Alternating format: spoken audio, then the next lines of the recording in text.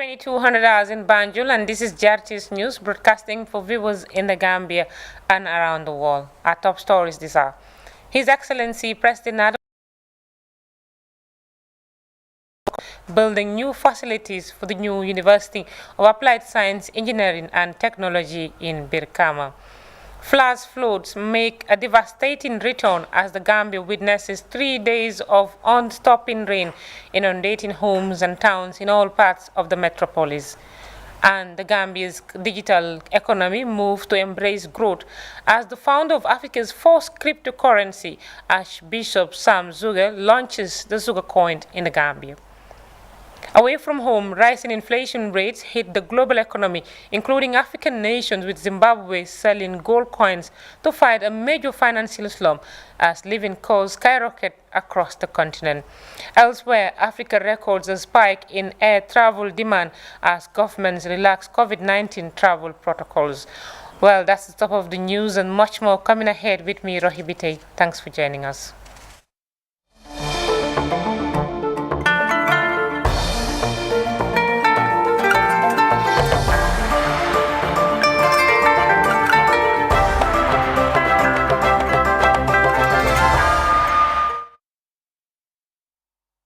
Have you here? We begin with the presidency. His Excellency President Adama Barrow, who laid the foundation stone for construction works building the Gambia's new University of Applied Science, Engineering and Technology in Birkama, West Coast region.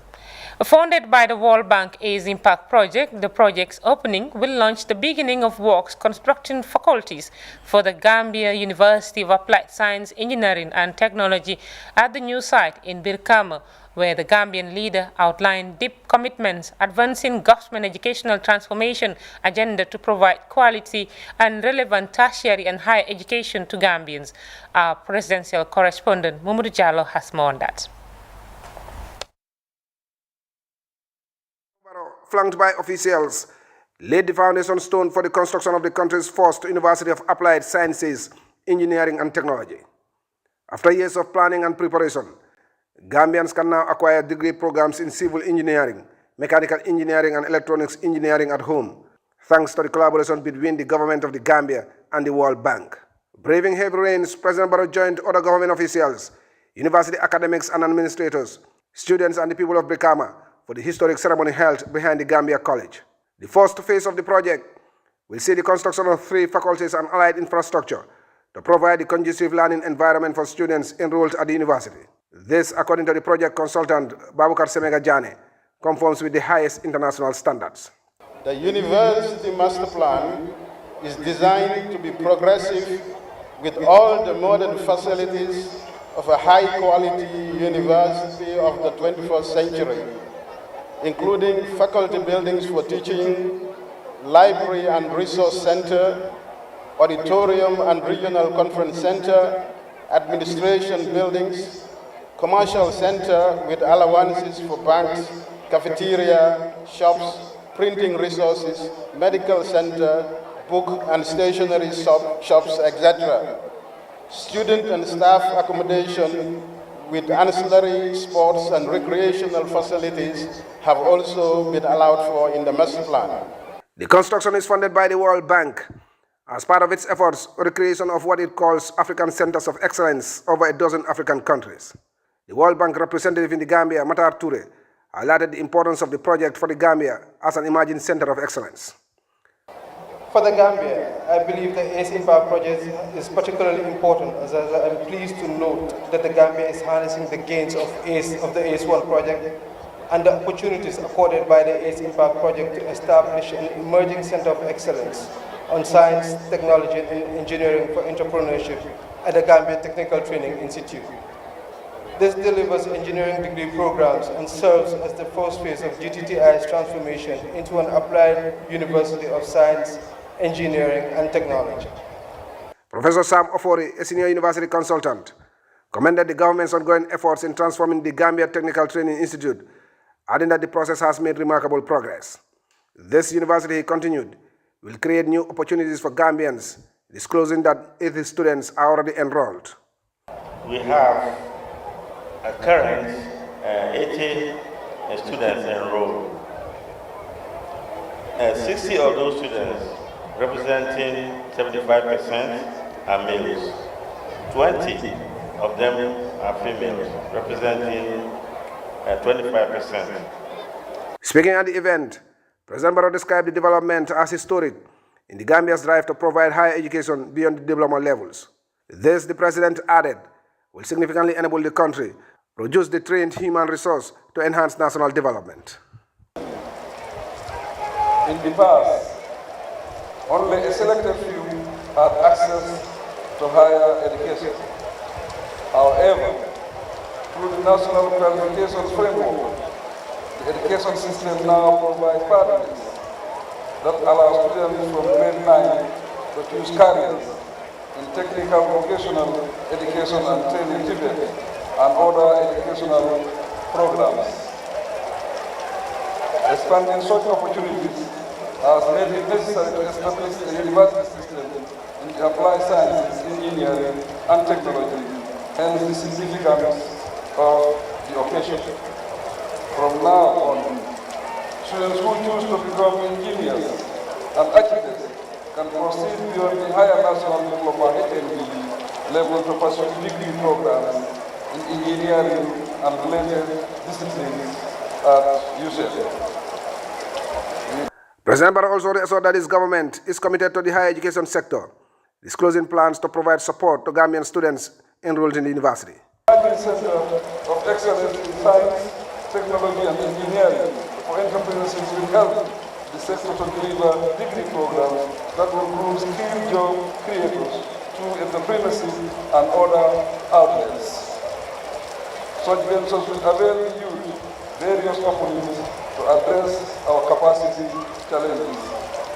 Many nations have successfully transformed their economies through their human resources, and it is clear to us that applied education is an effective means of achieving this.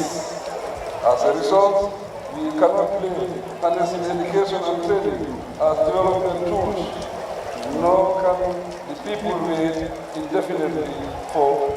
This development follows a pattern that has seen the President lay the foundation stone of several projects designed to accelerate national development as part of his government's stated goals of providing the critical infrastructure and facilities. Momodu Jallo, JRTS News. Now, 3 days of continuous rain and heavy downpours have put towns and cities on hold as residents across the Gambian metropolis from Banjul to Birkama witnessed the first major flood of the year 2022. Scores of homes and roads are fully inundated and impassable as flash floods intensify amid unprecedented rains, which kept up a steady stream since Friday. Disaster hotspots are the most affected, with communities living in swampy terrains such as Ibo Town, Bundung, Bakwate, and Sukuta fully submerged in water. Summer rains were predicted to start in June 12 last month, but the country saw little or no rain until the end of July, when the heavens opened up with unstopping downpours, causing massive economic loss and a disaster situation for vulnerable communities and homes who were mostly caught by surprise, with many people in the household unprepared for the record showers experienced these past few days. That's a picture of the flood situation out there, and we will bring you more reports of the devastation as the rains subside. The Vice President of the Gambia, Badara Diouf, has been visiting communities affected by the heavy downpour. His Excellency, the Vice President, and several line ministry officials visited various localities and communities affected by the extreme weather that has wreaked havoc across communities in the country. Communities visited earlier Sunday include Ibo Town, Bakote Market Area, Serakunda Market, Churches Town, Sukuta, and Nemasu. Meanwhile, the bridge between Kotu and Fajara traffic light area is totally submerged. Motorists and members of the public are urged to avoid the Kotu bridge until water levels subside to safety levels. The police have sealed the area as a precautionary measure. President Barrow and the First Family are aware of what is happening, and their hearts go out to all communities and persons affected by the flood. VP Diouf, who is in charge of the National Disaster Coordination effort, was accompanied by the Chief of Staff, Government Spokesperson, Ministers of Defense and Interior, as well as top police, Army and Navy Command and other essential state entities. This is a developing story, and the government spokesperson, Ibrahim G. Sankari, will be updating the public on strategic actions being taken by the government to mitigate the effects of the unprecedented floods. And moving on, peace ambassadors of the Gambia have released the final Election Watch Committee report on the 2021 presidential election on Friday. The report reveals that the Independent Electoral Commission generally followed procedures during voting, closing and counting processes. Ibrahim Jallo has more on that. 2021 Election Watch Committee report is out. It comprises of observers' report at all levels of the election cycle for checks on accountability and transparency in the country's restored democracy. Ndegen Job is the spokesperson of the Election Watch Committee. She disclosed that the report covered all the political and election processes during the year under review, saying the due process was generally followed. During the voter registration exercise, EWC observers' reports indicated that registration officials follow most of the registration procedures. 469 out of 472 reports that all or many registrants were asked to present a valid identification document such as the national ID card, birth certificate, Gambian passport, or an attestation before being registered. 452 out of 472 reports saw that no applicant were presented a valid national identification document was denied registration. 461 out of 472 reports saw that applicants were asked to affix their thumbprint to the registration form to certify that their information was correct before being sent to the operator. The level of communication and information sharing by the IEC is an important improvement from past elections. For all observed polls, the EWC observers on election day reported that the IEC polling officials generally followed procedures during voting, closing, and counting processes. She, however, announced recommendations for the IEC to do more in subsequent elections. We recommend for IEC to enhance the training of IEC staff to ensure they adequately understand election procedures, rules, and regulations, including the role of observers in the process to avoid confusion. Alongside civil society, conduct widespread voter information campaigns sufficiently ahead of the voter registration and the display and appeal process to ensure that citizens are aware of the processes and how to participate. Work in collaboration with CSOs, inter-party committee, and lawmakers to review the Electoral Act to address the widespread use of attestation by citizens. The president of Peace Ambassadors the Gambia, Omar Sedikan, said the Election Watch Committee deployed observers in all the regions of the country and captured the reality of what had transpired in the election process. Ahead of the voter registration exercise, the Election Watch Committee trained and deployed 53 observers and 6 coordinators across the 7 administrative regions and 53 constituencies of the Gambia to observe the voter registration exercise in 3 phases. The Election Watch equally trained and deployed both long and short-term observers for the December 2021 presidential election and the April 2022 National Assembly elections. During the May local government by-election, the Election Watch Committee deployed observers in the 4 wards contested. After each observation exercise, the Election Watch released a report to that effect that is shared with the public. The resident director of the National Democratic Institute, Atan Alijaj, commended the election observers for their role in the election process. Having an election watch group monitoring the elections in Gambia, being able to organize and mobilize volunteers all over the country to make sure that the entire election process is covered, it's being observed, is very important for the credibility of the election process in the Gambia as well. Therefore, this report today, it is going to be another very important step, which will, first of all, recognize all that has been achieved by the country so far, but also it will also identify maybe areas where there can be some further improvement of the process. The 2021 presidential election was tightly contested, with a record number of aspirants, out of which 6 candidates were approved for the race. Ibrahima Diallo, GRTS News. To environmental preservation efforts because hundreds of youths converged in the coastal town of Kombo Gunjur on Saturday to restore and revive the environment by planting more than 1,000 tree seedlings. As Yusuf Bojang tells us, the tree planting campaign is part of the ST Foundation's Million Tree Initiative to combat climate change. A major tree planting initiative to replenish depleting biodiversity brings together the entire community of Gunjur and beyond. It is a massive response to ecological protection spearheaded by the ST Foundation, which is moving to expand its Million Trees initiative across the Gambia. According to the organizers, the tree planting campaign is driven by current levels of environmental damage and eco-depleting needing urgent intervention to achieve the United Nations Sustainable Development Goals SDGs 13 and 15. The exercise attracted multiple partnerships, including Dindi Yurwa Federation and the Gunjur Youth Movement, among others. Speaking to GRTS shortly after the exercise, celebrated Gambian rapper Sana Singate, fondly called ST, said the realities of climate change is all around us in ways requiring people and communities to responsibly contribute to the rejuvenation of lost forest cover.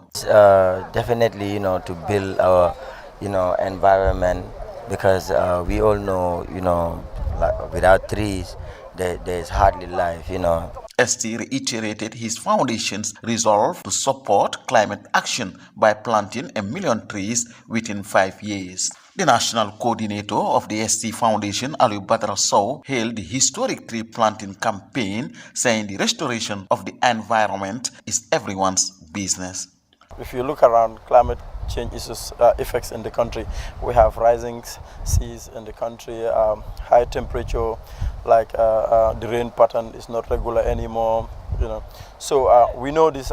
It's proven that it is important we plant trees because it helps mitigate these effects. So this is why ST, as an artist and as an ambassador, he's using his platform to encourage Gambians to plant trees. Gunjur VDC chairman Tijan Bojang hailed the foundation for their foresight, hailing the exercise as a vital preventive measure that will mitigate and offset the negative impacts of biodiversity loss and boost ecosystem services. If you compare the rainfall distribution in this country, you will find out that the western part of the country receives more rainfall quantity on average than any other part. Then this is followed by the eastern sector. And then the region that receives the lowest rainfall is LRR and North Bank. And then if you look at the vegetation cover, you realize that those regions have very little or no vegetation cover. So it's very important to go in for this exercise.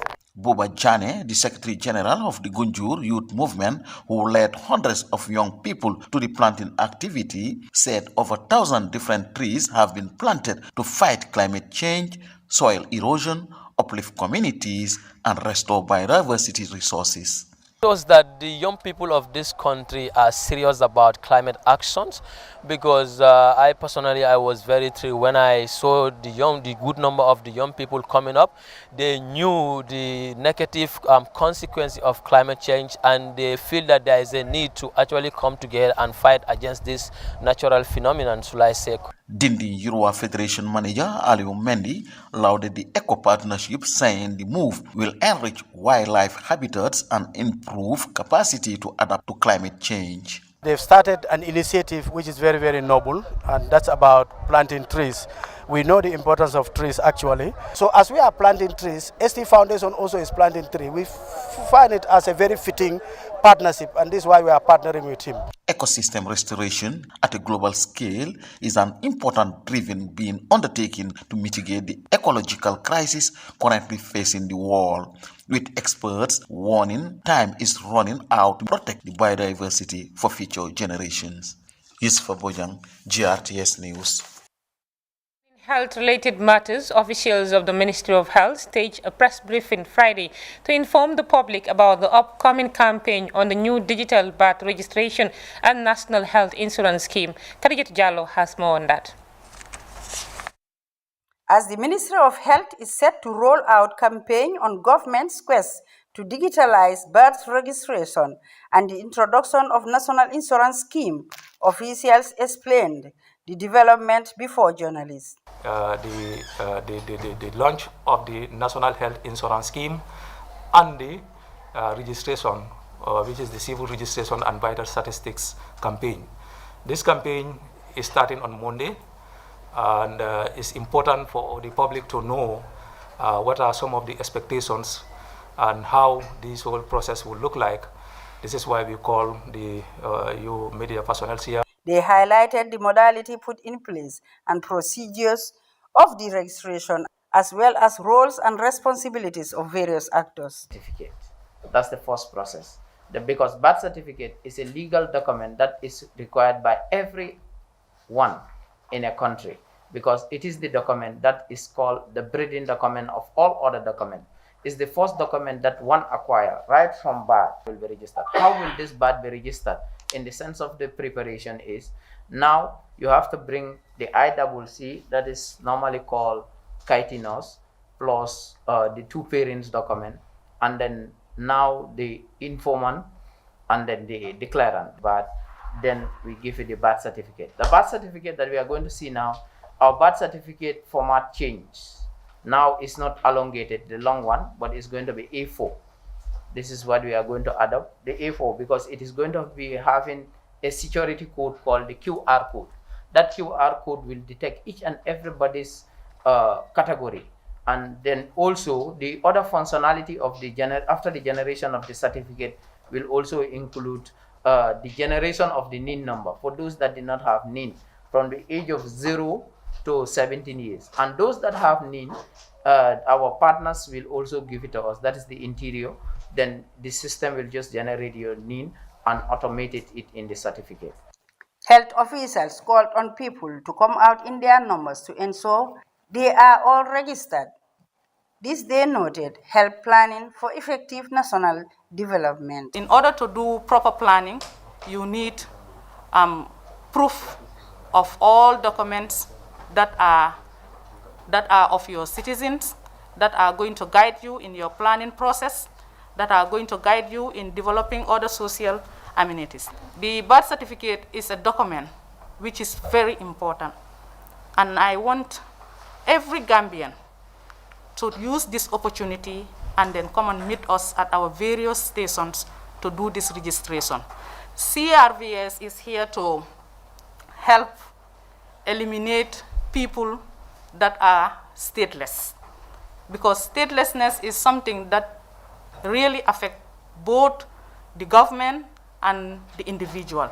People are out there who might think the insurance is just meant for Gambia. No, it's meant for every individual residing in the Gambia at the time of registration.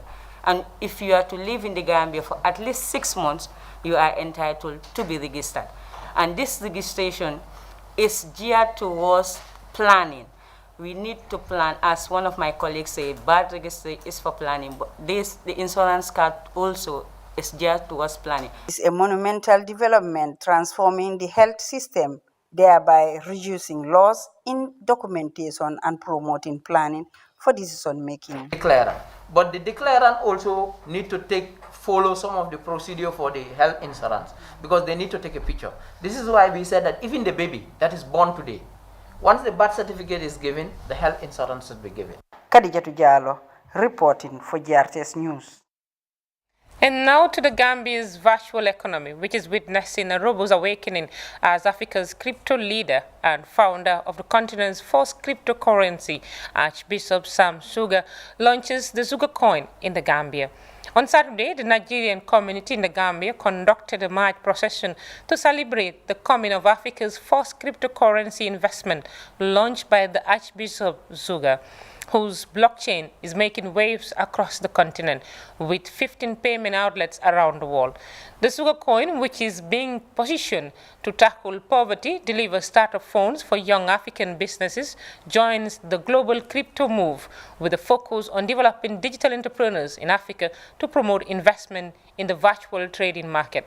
It's the forced emergence of crypto in the Gambia, where a new digital economy and communications ministry is moving to bridge the technology gap and enhance the country's quest for a fully operational digital economy, embracing virtual markets and capacities.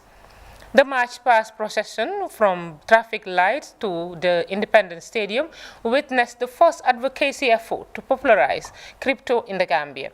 At the end of the March Past, led by the Police Africa's premier crypto investor and top Nigerian Archbishop Professor Suga addressed the gathering, urging young people and aspiring startup initiators to embrace the new digital economy and imagine opportunities for entrepreneurial development.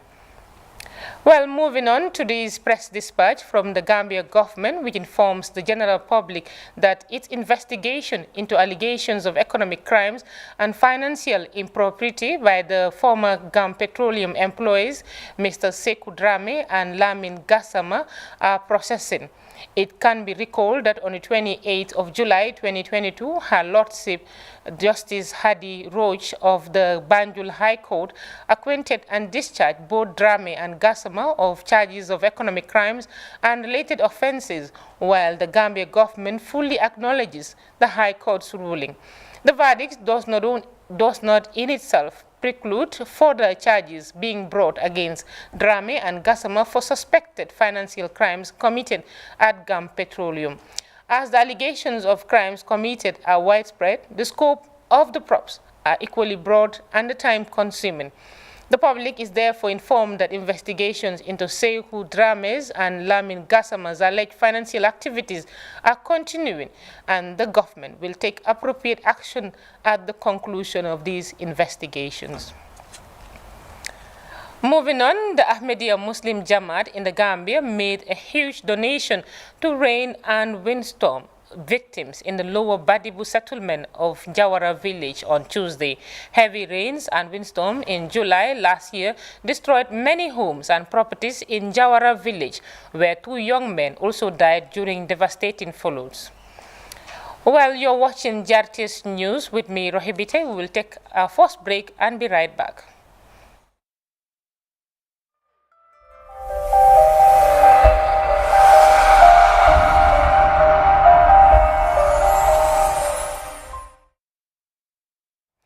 Welcome back. Many countries in the world are currently battling with high inflation rates, and Africa is not exempted from this development. Zimbabwe has begun selling gold coins to fight high inflation. Living conditions in Ghana are at their worst in 18 years. With inflation now nudging 30%, families in Kenya are also struggling with a high cost of living. Details in this report. The fear factor of losing value, and therefore we are providing this gold coin, so a genuine gold coin, to ensure that at least you will save and you invest there. But here in the capital, Harare, people are not convinced that the new coin offers any solutions to the dire economic hardships they are facing.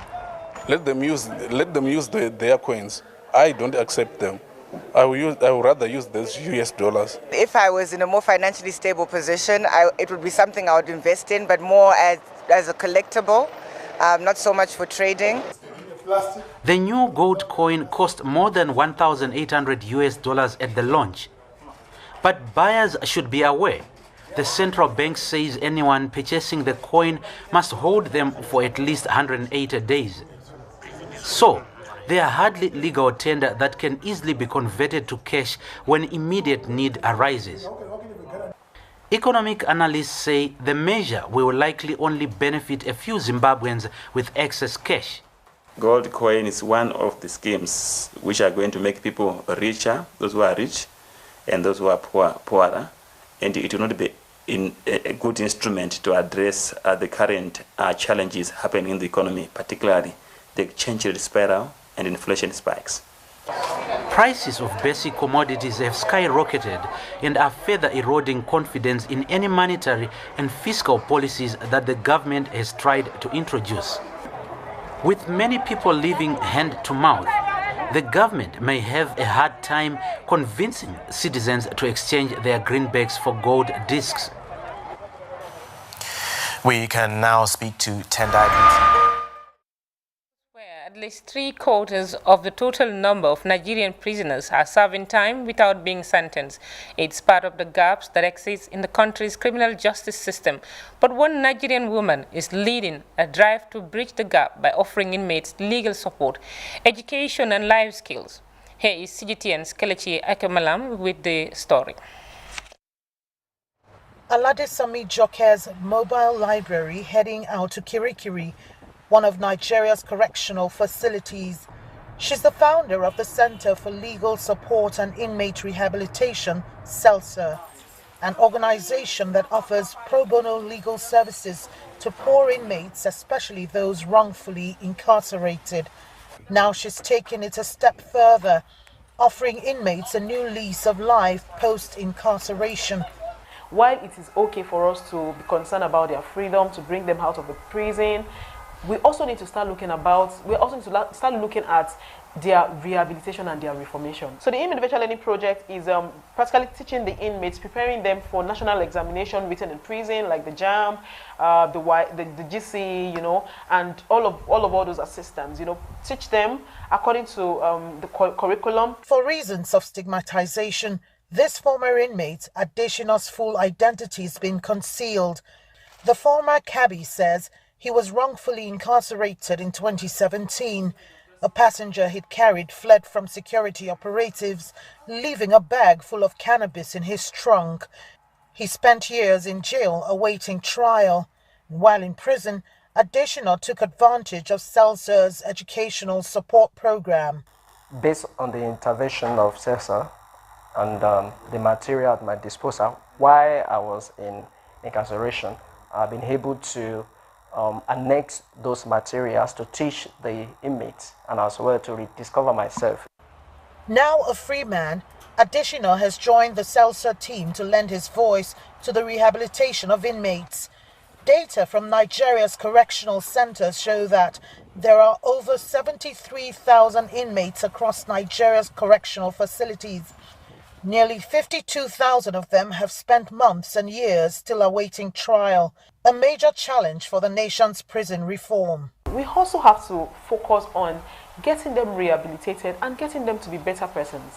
Because if not, we will just keep going around the circle. They are stigmatized and they go around the circle and they find themselves back into the prison.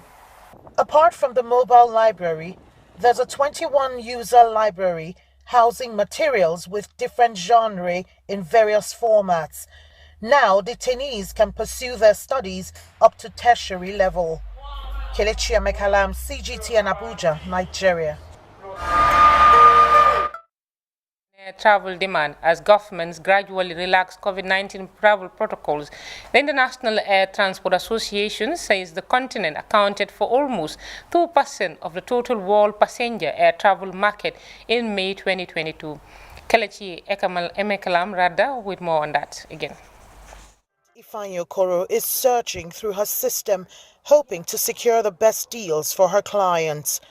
She books flights, tours and hotels for travelers around the world. The pandemic year was difficult for Ifeanyi's business as the travel bans halted requests and plummeted sales. But business is now steadily picking up. We're not surprised that a lot of persons, despite the travel restrictions, the travel requirements and all of that, post-COVID, a lot of persons are traveling for business, education, leisure, anniversaries, whatever, you name it. Nigeria and the rest of Africa have recorded a spike in air travel demand. Data released by the International Air Transport Association shows the continent garnered 1.9% of a global air passenger market in May of 2022. There's increasing demand for ICT products and healthcare services, so those people in those sectors also have the means and capability to travel now more than ever before, and there's some other sectors. So generally, even IATA acknowledges that yes, there's an improvement in air traffic up to about 43% for Nigeria. So it's good development for the industry. The world economy is recovering from the downturn caused by COVID-19. While the travel boom is good for Africa, it comes with some hurdles. In Nigeria, hikes in aviation fuel prices and a scarcity of foreign currency is hampering operations. Everything in this industry dollarized. so there's no maintenance that happens in Naira. So now it's taking a toll on the industry. So the operating cost has risen to a level that it's becoming unsustainable. Experts have projected the upsurge in demand will drop if the government ignores the crisis. They recommend the sector is incentivized to stay afloat and maintain its gains. Kelechi Emekalam, CGTN Abuja, Nigeria. Coffee exporters in Ethiopia are urging the country to invest in crop development in order to earn high revenue. The country is Africa's largest single coffee exporter. CGTN's Coletta Wanjohi with the details from Addis Ababa. Sarah Yeager processes her coffee here in Ethiopia before exporting it. She says while the current performance of Ethiopian coffee exports is commendable, it could be even better if it wasn't focused more on green coffee. The amount of earning from value addition, while we keep most of the foreign currency here, most of the value here, it's kind of 3, 4, 5-fold depending on the grade of coffee we export. It's not like the green coffee where the market is set at New York or London for Robusta. It is, I negotiate, I set the price when it is value added. The export of unprocessed coffee is faster and easier for many business people. But new entrants in the sector like Dagmawit Ainalem are eyeing the value addition lane, as tough as it is. Yeah, I'm not trying to say that what we do is a little bit difficult, but honestly it's difficult. It's not easy to be in the sector to add value addition. It needs a lot of time, it needs energy. It comes with lots of components, the branding, looking for the right materials, looking for the right place to sell your product, because you don't want it to be in all over the shelves or in all over the supermarkets. In the past 12 months, Ethiopia has exported 300,000 tons of coffee. This has attracted $500 million more from the average annual earnings. Experts say the price of coffee is more attractive globally now that Brazil, a major exporter, is limited in supply because of crop failures. The Ethiopian Coffee and Tea Authority says part of the reasons why the country is doing well internationally in terms of exports is because of diversification of markets, especially to the new arising Asian markets. For instance, China is reportedly making more demand for Ethiopian coffee. Sarah says Africa is the next big market for coffee for African coffee producers, but countries must invest in training citizens how to do complete farm-to-cup processes. We have the product, they know more about the product, okay? So they set the tone. The consumers are driven by the importers on that side. They tell stories, they set the tone and how coffee should be consumed. So what should we do? No, we have to upgrade ourselves in terms of skills, education, capacity. We have the product, there is a school somewhere else. Live from Banjul, but a quick look at our top stories once again before we let go of you. His Excellency President Adama Barrow has laid the foundation stone for construction works, building new facilities for the new University of Applied Science, Engineering and Technology in Birkama.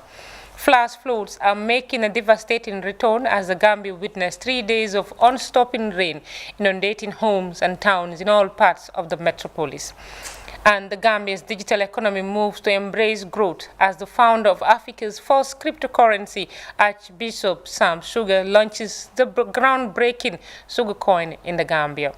And away from home, rising inflation rates are slowing the global economy, including African nations, with Zimbabwe selling gold coins to fight a major financial slump as living costs skyrocket across the continent. Elsewhere, Africa records a spike in air travel demands as governments relax COVID-19 travel protocols. Well, that does it for this news in this hour. Thanks for the pleasure of your company. Do stay with Jartis and enjoy the rest of our programs.